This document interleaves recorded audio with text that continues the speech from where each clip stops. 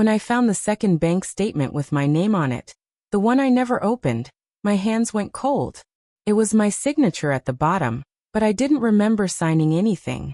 The paper smelled faintly of my mother's perfume, that floral scent she always wore on Sundays. And right then, standing in my kitchen with the morning light spilling across the counter, I realized something I'd been trying not to see for months. My mother had been lying to me. But before that morning, I never would have believed she could. I've always been careful with money, maybe too careful. My father used to joke that I treated every dollar like it was a newborn baby. You hold it too tight, he'd laugh, shaking his head as I balanced my teenage checkbook for the third time that week.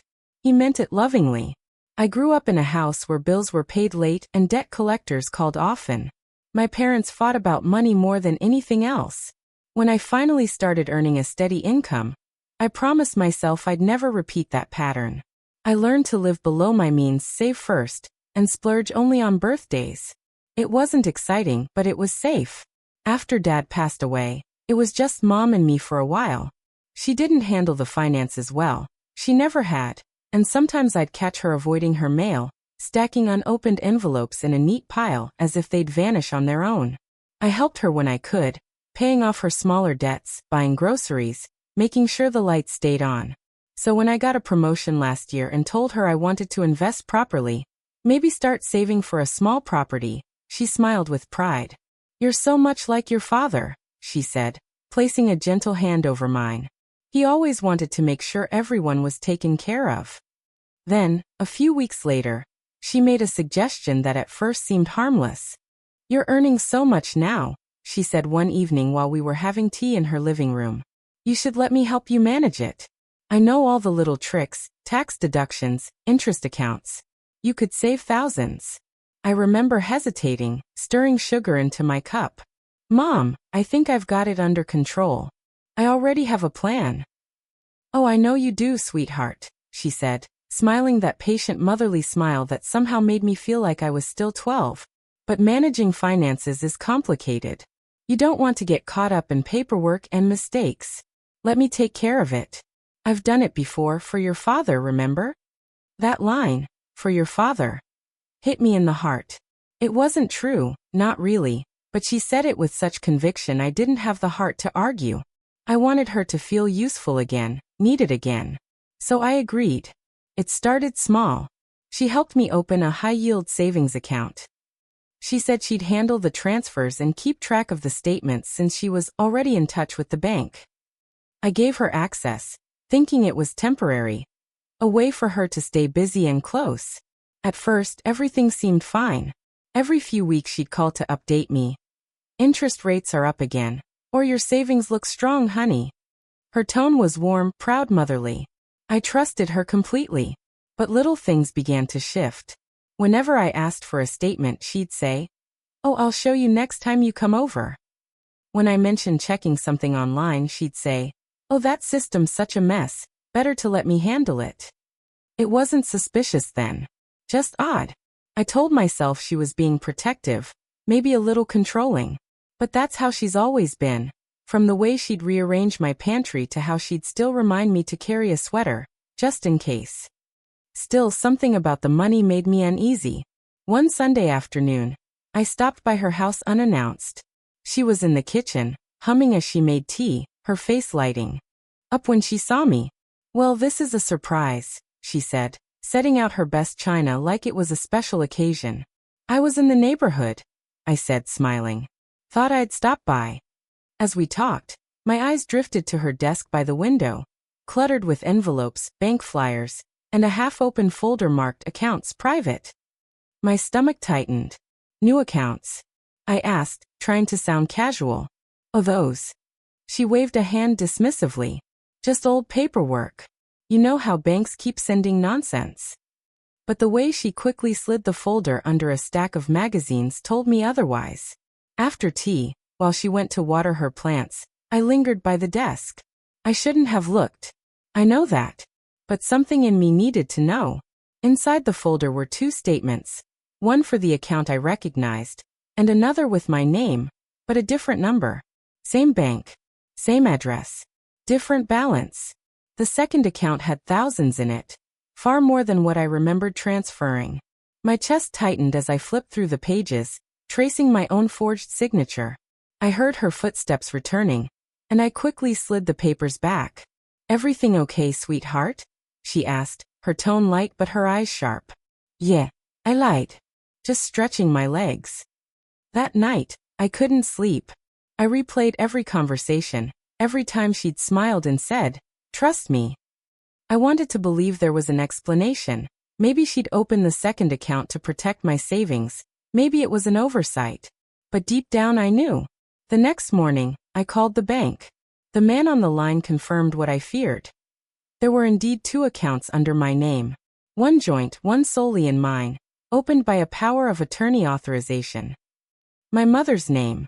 I sat there, frozen, as he read the dates. Months ago, right after I'd given her access. He paused. "Would you like to report unauthorized activity, ma'am?" My voice came out small. I don't know yet." When I hung up, I felt hollow. That night, I drove to her house again. The air was heavy with the smell of rain and wet earth. She was sitting by the fireplace, knitting, looking peaceful, as if nothing in the world could touch her. "Mom," I said quietly, "we need to talk." She looked up, surprised. "Of course, darling. What's wrong?" I sat across from her and took a deep breath. "I called the bank today." Her needles stopped moving. "What about?" "I found out there's a second account. With my name. You opened it." Her face went pale. The silence that followed was thick enough to choke on. Finally, she said, "I was going to tell you." My throat tightened. "When, Mom?" "After you'd emptied the first one." She didn't answer me right away. Her lips trembled, and she set her knitting aside, her eyes darting to the floor as if the truth might hide there. "I wasn't going to take it from you," she whispered finally. "I was saving it for you." "By lying to me?" My voice cracked. "By opening an account I didn't know about? You forged my signature, Mom." Her hand went to her chest. "I didn't forge it. I just signed it for you. You were so busy. I thought." "You thought what?" I interrupted, my anger finally breaking through the sadness. "That I couldn't handle my own life? That I needed you to steal from me to feel useful." The word steal made her flinch. Tears welled in her eyes, and for a moment, she looked smaller, fragile, almost childlike. "I wasn't stealing. I didn't want you to make the same mistakes your father did." I sat down, the weight of her words pressing into me. "What mistakes?" "He worked hard, Mom. He trusted you with the money back then, too, didn't he?" She froze, and in that silence, I saw the truth, old and buried under years of guilt. I remembered nights when Dad would argue about bills that didn't add up, about checks that had gone missing. I remembered her crying, saying he was being cruel. Back then I believed her. I always took her side. Now, the puzzle pieces fit too perfectly. "You did this before," I said softly. "Didn't you?" Her tears fell freely now. "I thought I was helping." He didn't know how to save. I just wanted control. To make sure we'd be safe. "And were we?" I asked, staring at her. "Were we safe, Mom? Or were you just scared to lose control again?" She sobbed, covering her face. "You don't understand. After he died, everything fell apart. I lost him, the house, the sense of purpose. When you let me help with your finances, it felt like I mattered again." There it was. The truth behind the betrayal. Not greed. Not malice. Just emptiness. I wanted to be angry, to scream, to demand every cent back. But looking at her trembling hands, I felt something different. Heartbreak. Still, what she did couldn't just be brushed away. "Mom," I said after a long pause, "you hurt me. You broke my trust. And you need to make it right." She nodded through her tears. "I will. I'll fix it. I'll close the account, give you everything. I promise." And she did. A week later, we sat in the bank together, her hands shaking as she signed the closure documents. The manager looked uncomfortable, glancing between us. A mother and daughter quietly undoing months of deception. When the process was done, she turned to me. "I know you'll never look at me the same way again." I didn't answer right away. "Maybe not," I said. "But I still love you." I just need time. That time turned into months. We spoke less often, only through polite calls about weather and health. The warmth between us had cooled, replaced by something brittle, like glass that could crack at the slightest pressure. She tried to reach out, sending small gifts, homemade soup, little notes that said I'm proud of you. I appreciated them, but they felt like apologies wrapped in ribbon. Then one evening, as I was reviewing my finances, this time all under my own watch, my phone buzzed. It was a message from her. Your father would be proud of the woman you've become. I just wish I hadn't forgotten to be proud with you instead of over you. I read it twice, tears slipping down my face. It was the first time she had truly owned what she'd done. That night, I drove to her house again. She was sitting in the same armchair, the one by the window. Her face lit up when she saw me, cautious but hopeful. You came, she whispered. I did, I said. Because I miss my mother. Not the woman who managed my money, the one who used to braid my hair before school, who sat with me through every heartbreak. Her eyes softened. I miss her too. We talked for hours that night. Not about money, not about guilt, just about life. About Dad. About how fear can twist love into something unrecognizable. She apologized again, and this time I believed her. It took time, months of rebuilding small moments of trust, before things began to heal. I learned to set boundaries, to keep my finances separate, and to involve her in my life without surrendering control. And she, in her own way, learned to let go. One Sunday, while we were walking in the park, she took my hand and said, "You're better at this than I ever was.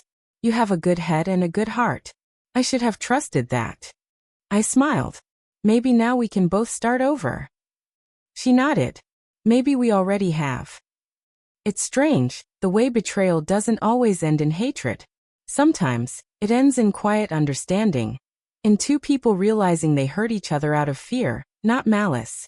I don't excuse what she did. I never will. But I've learned that forgiveness isn't about pretending it didn't happen. It's about choosing to heal anyway. Money can be replaced. Trust, when broken, takes years to mend. But love finds its way through the cracks if you let it. I still handle all my finances myself now. Every password, every statement, every detail, mine alone. And sometimes, when I see my mother proudly handing me a cup of tea instead of a helpful suggestion, I know we've both grown.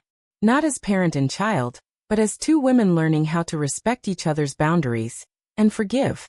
When someone you love betrays your trust, it doesn't just break your heart. It changes the way you see them. But sometimes, behind every bad decision is a fear, a loneliness, a desperate attempt to feel needed. My mother didn't steal my money because she wanted it. She took control because she was terrified of losing the only thing she felt she had left, me. Would you have forgiven her? Or would you have walked away for good? Tell me in the comments. I'll be reading. And if this story touched you, don't forget to subscribe. Sometimes the hardest stories to tell are the ones that help others heal.